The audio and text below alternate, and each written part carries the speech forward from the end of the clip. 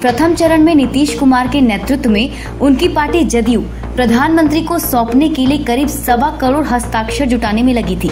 उस वक्त इस मुद्दे पर अथॉरिटी होने का दावा करने वाले प्रशासक और विशेषज्ञ सब इतने व्यस्त दिखते थे मानो सफलता करीब है। बस जैसे दिल्ली पहुंचकर प्रधानमंत्री को 1.25 करोड़ हस्ताक्षर युक्त ज्ञापन देने भर की देर थी कि बिहार को विशेष राज्य का दर्जा मिल जाएगा।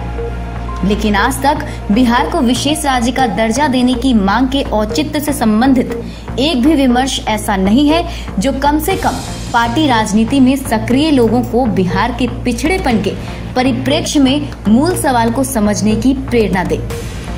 सरकार की ओर से न ऐसा कोई दृष्टि पत्र जारी हुआ और न कोई आधार पाठ आम जनता के बीच आया। नीतीश राज की पारी शुरू होने के 35 से 40 साल पहले भी बिहार को विशेष दर्जा देने की मांग कई बार उठी थी। क्षेत्रीय पार्टियों की खंडित राजनीति के पॉलिटिकल मूव का महज एक मोहरा बनकर,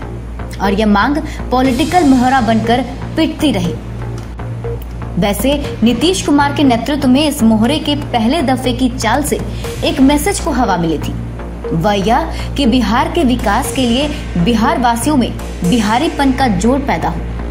पिछड़ा बिहार अपनी शक्ति के साथ अपने उन कमजोरियों को भी पहचाने जो उसे जुझारू होकर भी याचक बने रहने को विवश करती है। लेकिन प्रथम 5 साल के बाद से नीतीश कुमार ने सत्ता पर काबिज रहने के लिए जो राजनीतिक कलाबाजी दिखाई, उससे स्पष्ट हुआ कि विशेष दर्जे की मांग दाता प्रभु और पाता प्रजा के पुराने राजनीतिक संबंध, शासक शासित संबंध की टूटती बिखरती राजनीतिक रस्सी को सलामत रहने की स्ट्रेटजी भर है। तमाम सरकारें पिछड़े बिहार के विकास के नाम पर खुद को दाता साबित करने की राजनीति करती आई थी और चाहती थी कि बिहार भी अंग्रेजों के जमाने से बनी पिछड़े राज्यों की कतार में याचक की मुद्रा में खड़ा रहे।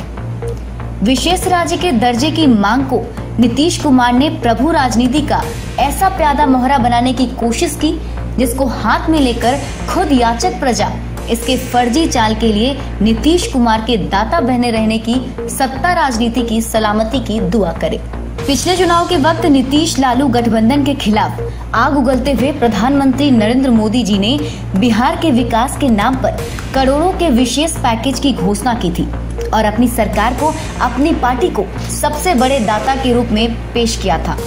तब पिछड़े बिहार के इतिहास का यह पन्ना अनायास खुल गया कि बिहार ने आजादी के पिछले 50-60 साल में केंद्र की सत्ता के समक्ष अपनी आर्थिक मांग पेश की, लेकिन इसके लिए कभी केंद्र के समक्ष याचक बनकर खड़ा होना मंजूर नहीं किया।